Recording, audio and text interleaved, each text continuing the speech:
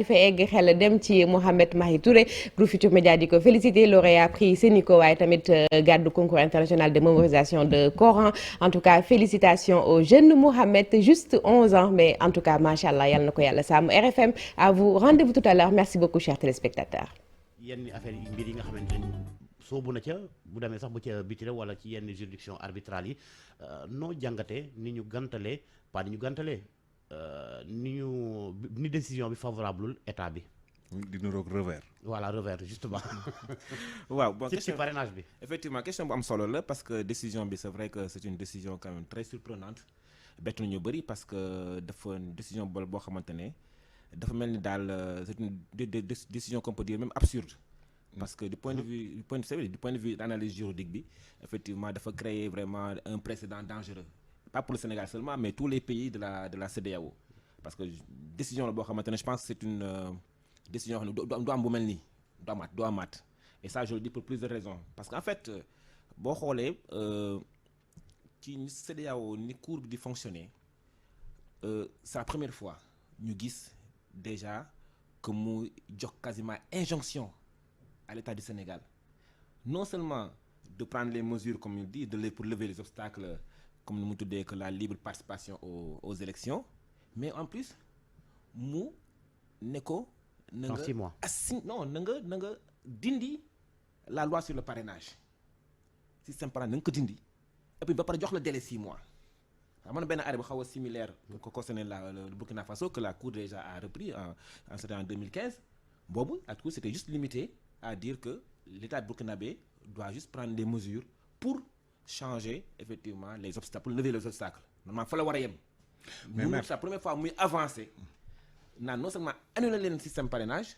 deuxièmement mu dem ba ci na joxe ay délai de 6 mois. mais maître su weesoo même fondement juridique yi nga xam ne ni peut-être moom la wala li motiver cour bi nemmeeku nañ ci cas yu bari mbirum Karim Wade mbirum Khalifa Sall bi ci Assane Diouf saa yu demee foofu ci bitim réew rek dañ leen di daan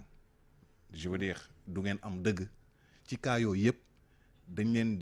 yéen fii seen position bi ngeen amoon ak suñu juridiction yi li ñu waxoon yëpp cour yooyu dañ ko weddi. bon man en tant qu'agent judiciaire de l'État je peux dire que près 90% des cas yi ñu am foofu au niveau de la CEDEAO. mais cas Khalifa Sall état moo ko gagné. non c'est pour dire état position état Sénégal moo ko gagné donc. mais moo ko gagné naka que Karim Wade. non y a des arrêts am na décisions défavorables ça c'est une réalité am na position bu CEDEAO jëloon par rapport à l'affaire Karim Wade l'affaire Khalifa Sall et autres parce que c'est une cour européenne des droits de l'homme c'est une cour des droits de l'homme. Oui. donc objectif bi mooy mu jéem a xool est-ce que ce pays à travers ces actes que le pays pose respecte ou ne viole pas certaines dispositions de la. mais ndax bu mujj bi aussi du fekki. non yooyu parce que bii pas aussi xañ ngeen ñoo xam ne nii dañu am droit bokk ci élection yi candidater teg seen candidature ne dañu war a xëccoo. ngeen xañ leen ko. teg dispositif boo xam ne mais wax dëgg yàlla am parce que li ko wane mooy balaa ñuy dem ci élection yi le premier ministre moo taxaw mu ne ñeent ñooy janoo ak le président de la République. non bah ça c'est un calcul. mais tout noonu la amee. bon c'est un calcul tout simple boo xoolee parce que effectivement foo ñu xuus ci dossier bi pour mu leer ci auditeurs yëpp argument yu parti bi yóbbu dossier bi à la CEDEAO. argument yu USL déjà USL n'est même pas candidat à l'élection présidentielle c'est la première chose. deuxièmement et que société kii bu USL dafa ne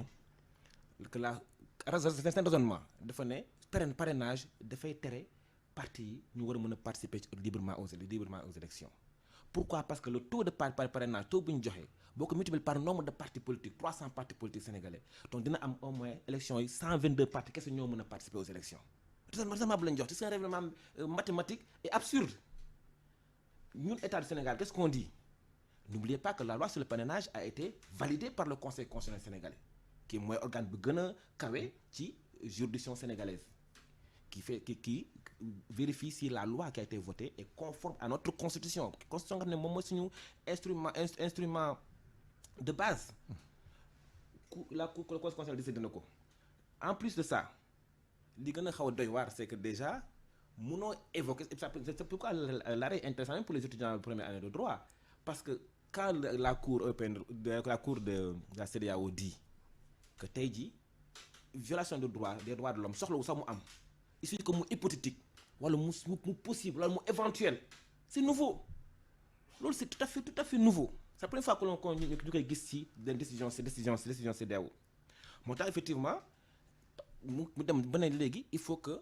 léegi genre kii bi violation bi day nekk genre violation d'un droit une violation imminente di créer une notion de violation imminente donc violation possible éventuelle hypothétique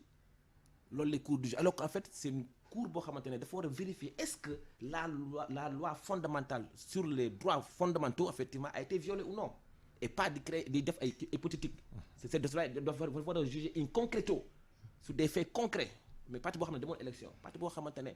d'ailleurs ça c'est même pas l'audience de plaidoirie ñu ñëw ne leen effectivement qu'ils ont raison de dire que la loi viole la libre participation aux élections mieux encore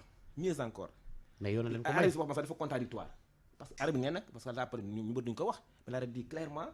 que la loi sur le parrainage au Sénégal ne viole aucun statut des partis politiques mu ne encore dans la même décision mu ne la loi n'est pas discriminatoire amul benn xaajaloo féewaloo ci loi la loi sur le parrainage mais enfin la logique c'était de rejeter le recours mu ñëw si troisième point ne finalement la loi sur le parrainage viole la libre participation aux élections pourquoi parce que mooy li ma expliqué sànq nee nañ bu ñu appliqué parrainage parti surtout un pays comme le Sénégal avec 300 partis politiques donc loolu day tax ba élection 122 partis kese ñoo mën a participer yeneen du ñu mën a participer loolu mooy premier raisonnement bi beneen raisonnement ba si gën a graaw sax mooy ñu ne boo parrainé da ngay violer le secret du vote alors que le parrainage n'est pas le vote Georges Déthié mënoo ne parrainé nga tel candidat que forcément nécessairement moom ngay voter non le parrainage n'est pas le vote et là c'est une erreur grave yoo xamante ne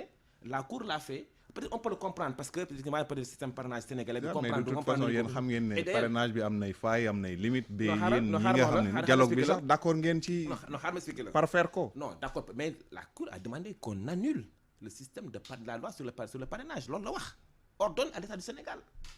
de lever les obstacles en supprimant la loi sur le parrainage léegi noonu leen c'est la première fois ndax da ngeen exécuté wu et puis xam nga loolu dafa xaw doy waar parce que parrainage du lu bees dans tous les pays du monde am na parrainage tey benn France bi peut-être moom la ñu gën a miin parrainage c'est parrainage des élus avec 500 élus te mënoo ko am mën nga ko am minimum dans 30 départements français sur 100 donc c'est un système qu'on en Pologne en Slovaquie au Mali en Côte d'Ivoire au Bénin au Burkina partout il y a le parrainage parce que l'élection présidentielle c'est une élection sérieuse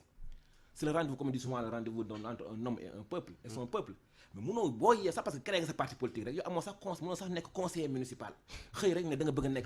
candidat à l'élection présidentielle. waaw mais yéen mooy li may faral di wax peut-être émission bi c'est en wolof mais c'est pour dire que y a léegi comme dañ leen jox injonction yéen ban taxawaay ngeen di jël léegi non xam nga de façon décision bu mel nii moom ci kanam cour bi non décision bu mel nii il faut que ñu jéem ko effectivement réformer ko déjà ce qu'on va faire on va faire une procédure de révision parce que ça je pense que c'est une erreur de droit monumentale c'est une erreur de droit monumentale parce que déjà même la cour n'est pas à l'aise parce que boo liree vraiment cette décision da nga rendre compte que c'est pas un argumentaire juridique bu taxaw un juriste peut vraiment se rendre compte à l'évidence que décision bi procède vraiment d'une méconnaissance soit du système de parrainage sénégalais et d'autant plus qu'au Sénégal effectivement on a vu sur le rapport bi génn barki démb sur l'audit du fichier parmi les recommandations on n'a pas demandé l'annulation du parrainage non mais dañoo ne dans recommandation 14 dañoo ne mais nañu jëm ko aménager waat permettre nit ñi soit ñu def parrainage comme actuellement parrainage citoyen wala nga choisir des parrainages des députés wala nga choisir des parrainages des conseillers municipaux donc tey notre propre rapport bi ñu def ci biir Sénégal suñu rapport d'audit du comité du fichier électoral loolu la recommandé xam nga loolu c'est contraire ak décision cour bi cour neen dindi leen parrainage alors que ñun notre propre système autonome indépendant d'audit du fichier dit que non parrainage dañ koy maintenir parce que tous les Sénégalais sont d'accord que dañ koy maintenir dañ ko war a maintenir quand même le parrainage c'est une nécessité c'est un filtre nécessaire sur loolu qu'est-ce qu'on va avoir mooy faral di wax les 4 façons de parrainage mooy de façon de candidature mooy d'abord la candidature fantaisiste ñoo xam ne dañuy dem candidat juste rek pour ñu ne gis leen ma waaw am ñoo xamante ne ñuy defar CV dafa defar seen CV bind ancien candidat à l'élection présidentielle am na ñoo xam ne dañuy bind seen CV dañuy def candidature ce qu'on appelle des candidatures de témoignage c'est-à-dire que am na benn cause bu ñuy défendre peut-être protection des animaux wala protection des terres des paysans wala lu mel noonu nekk kan def ko parti politique dem élection pour rek témoigner que effectivement pour permettre am tribune bu leen permettre ñu mën a défendre seen cause loolu la ñuy woowee les candidatures de témoignage xam nga am na candidature d'opportuniste mooy homme politique boo xamante ne xam ne amul benn base amul dara élection présidentielle jib na mu taxaw yugg si rajo yi partout nekk candidat la comme ça. di xaar deuxième tour bu amee par exemple candidat même bu amee 0,0,0,5% ki jàll deuxième tour da koy di am tendance à l'appeler parce que c'est la règle politique. gis nga fi d'ailleurs am ñoo xamante ne aussi c'est des candidatures d'intimidation dañuy xuuxalaate ne ñu ngi nekk candidat di yëngal pour rek peut-être am yenn privilège dans le domaine dans d'autres domaines loolu si dafa am donc yooyu yëpp nag. moo waral nécessairement dans les élections présidentielles. Toutes les candidatures ne sont pas sérieuses. am na candidatures des candidatures carrément fantaisistes loolu aussi le filtre là il est important il est même nécessaire gis nañu élection législative on a eu plus de 47 listes vous imaginez 47 listes c'est impossible. mais yéen a ko organisé. donc c'est pour dire yéen la mooy lan. yéen waa nguur gi donc les yéen a ko bëgg pourquoi organiser la même chose. non yéen a ko bëgg bi ngeen ko bëggee def ngeen ko. yenn liste yi yéen a leen parrainé parce que affaire élection amul nguur gi ku jegi c'est des règles yu ñu teg pour tout le monde valables pour tout le monde c'est des règles qui sont valables pour tout le monde dafa mel ni sax parrainage bi rek c'est juste destiné ni ko ñu comprendre ni ko opposition bëgg a comprendre dafa mel ni parrainage c'est essentiellement destiné aux partis d'opposition. alors ñëpp xam nañ ne on a vu waa Benno Bokk Yaakaar di buuxante ci buntu bi pour déposer cette liste c'est pour dire quoi que ça concerne tous les partis tous les candidats. et donc on peut pas dire que tey suñu loi sénégalaise bi c'est une loi boo xamante ne dafay féewale wala dafay privilégier telle candidature wala telle autre candidature je pense que tout le monde raisonnablement même vous les journalistes vous devez faire la promotion effectivement de ce parrainage là qui est une nécessité la. léegi maître am na yeneen poñ yi ñu war a waxtaane d'abord coowal Barrick Gold am na ñi la interpellé sax bokk ci waa Forum Civil ngir mbir mi bu demee tribunal arbitral ni ngeen di tane ñiy toogal foofu nguur ga défendre ko au moins mu am concurrence ci cabinet d'avocat yi. bon est-ce que di ngeen exécuté wu. d'abord pour que auditeurs yi mën a comprendre li ñuy wax nii d'abord Barrick Gold c'est rien du tout que effectivement benn procédure boo xamante ne. d'abord Sénégal la commencé parce que Barrick Gold société boo xamante ne am na fi ay benn mine d'or fële à Massawa dans le sud donc. société bi dafa dem ba ci biir jaay ay paaram beneen société en fait canadienne donc bu mu jaayee paaram yi les services fiscaux sénégalais que je félicite au passage parce que les services du ministère des finances et du budget ils ont fait un travail remarquable parce qu'ils sont très très vigilants ñoom ñoo ñëw xool dossier bi xam ne effectivement y a des taxes ay fiscales taxes yooyu société war a mën a fay te fayu ko moom mu jàppale ko opération minière mu jàppale ko opération minière que jàppale ko opération fiscale donc ñu redresser leen à hauteur de 115 milliards et c'est pas la première fois parce que Barrick Gold société boo xam même en Tanzanie il y a 3 ou 4 ans était poursuivi pour presque 200 000 milliards de taxes 200 000 milliards de taxes donc c'est une question de cette société quand même koo xamante ne habitué na ci affaire yu mel nii ci procédure yu mel nii et donc aujourd'hui vraiment je félicite l'État sénégalais d'avoir pris vraiment toutes les mesures pour se faire payer. mais est-ce que appel à concurrence dana am ci. non balaa ñu egg si foofu sax peut-être dama mën a xuus trop ci dossier parce que c'est un dossier qui est en cours il y a des stratégies de défense de l'État du Sénégal boo xam ne mun ma ko révéler fii mais li ma mën a expliquer rek mooy effectivement man peut-être j'ai l'avantage d'être avocat au barreau de Paris déjà qui connaît déjà le milieu des avocats en France yi toppatoo affaire arbitrage avocat au barreau du Sénégal aussi xam li am Sénégal donc du man la ñuy wax naan tànnal avocat bu baax ak avocat bu baaxul ak appel à concurrence ak yooyu donc man en tout cas je sais que avec les autorités on prendra les meilleurs qu'il faut de la place et que dinañ def suñu liggéey comme ni mu waree comme ni ko yàgg defee d'ailleurs c'est pas la première fois effectivement que Sénégal am ay procédures en matière d'arbitrage. Très bien maître ci wàllu émeutes yi fi amoon ci weeru mars ak ndàmpaay yi président de la République annoncé woon fu ngeen ci toll. waaw bon pour affaire émeutes yi fu ñu toll mooy lan. ci ndàmpaay yi ngeen war a joxe. ci ndàmpaay bon en fait parce que affaire émeutes yi passé aujourd'hui ba léegi ñu ngi ci dans la phase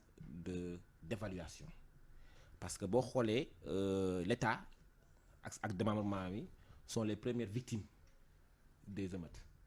parce qu'il y a plus de 145 édifices yoo xamante ne c'est des édifices publics yoo xamante ne am na ci ay dégâts yu importants yi ci am que ce soit des tribunaux des mairies, des préfectures, des gouvernances, donc des services de douane, de gendarmerie, de police, eaux et forêts, à travers tout le pays. Donc nous avons beaucoup de dégâts, ça concerne directement l'État. Donc aujourd'hui,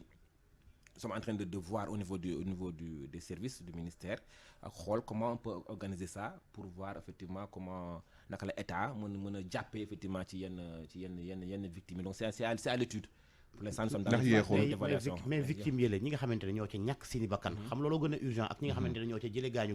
njiitu réew bi yëkki woon na kaddu sax bu ne nañ leen indemniser ñenn ñu jàppaleen ci faju buñ demee ba heure bii ñiy faju buñ waree lu mu jëriñati nga gis sax khalife général des Mourides 50 millions yi mu génnee effectivement ak ni ñu ko organisé effectivement ñu ngi saluer geste de khalife général des Mourides un geste d'une très grande portée sociale. mais xanaa ni ñu ko defee foofu noonu war ngeen mën a gaawee noonu ci nag état lu mu war a def lu mu wax mooy état lu mu war a def dina ko def. lu tax état bi gaaw ci mémorandum listé lépp li nga xamante ne moo ci yàqu ñi nga xamante ne ñoo ci jëlee ay gaañu ak ñi ci yàqule mu yéex ci yéen. Ah non, mais c'est mémorandum du ministre de mémorandum c'est normal que lu melni bu xewé Sénégal que ñu clarifier ko que ñu état jox position wax la ni mbir mi teudé mbir mi démé lool c'est le minimum lu ñu bàyyi événement yi non rek bàyyi ko non avec un commentaire boo xam ne ku nekk def sa commentaire bopp il est important que état vu les éléments vu les informations bi état am génne ko def benn mémorandum teg ci ko taal bi ne voilà nii la yëfi tëddee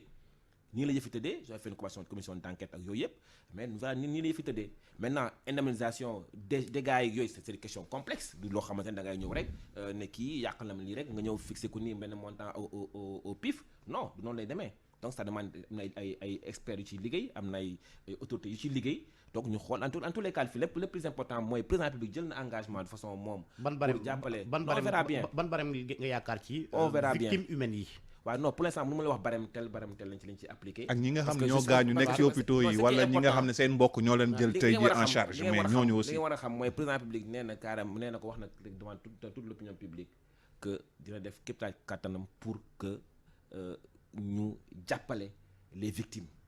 ci loolu lañ nekk ci loolu la ñuy liggéey donc liggéey boo gis na dafa am organisation. waaw mais kuy wàllu nit kay dañ si war a gaaw nag. waaw ba peut-être mooy peut-être mais gaaw yàkkamti aussi ba def loo xamante ne aussi jaaduwul wala jaarul wala non xam nga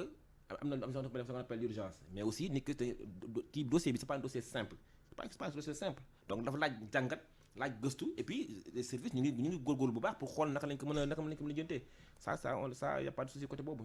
ñoom sommes tous des Sénégalais xam nañ urgence yi bi am partout mais l'important c'est que pour les victimes en tout cas état jël na engagement pour mën ci jàpp donc dinañ ci jàpp nañ ci liggéey jàpp ci convenablement sans aucun parti pris. mbirum Karim Wade nee nañ fii jëroon nañ fi ay ñangam milliards ay appartements yi nga xam ne ñu ngi koy jaay ak lu nu mel foo leen toll ci recouvrement bi ak ñaata ngeen am. Bon, c'est en cours. Hein. Je suis pas venu pour faire le bilan de la procédure. Parce que déjà, il y a des procédures qui sont actuellement encore en cours. Donc, pour éviter justement que de voir le xamantene mun émission parce que faut me comprendre aussi hein agent judiciaire de l'État donc du lépp laa mën a tëral ci ko taal bi fii wax ay mbiru procédure état yi xam ne presque procédure yoo xam ne concerné na état donc dama mën rek compal leen tuuti laay mën a def rek mais mënu ma ci sori voilà te fa loolu man ngeen meema loolu aussi voilà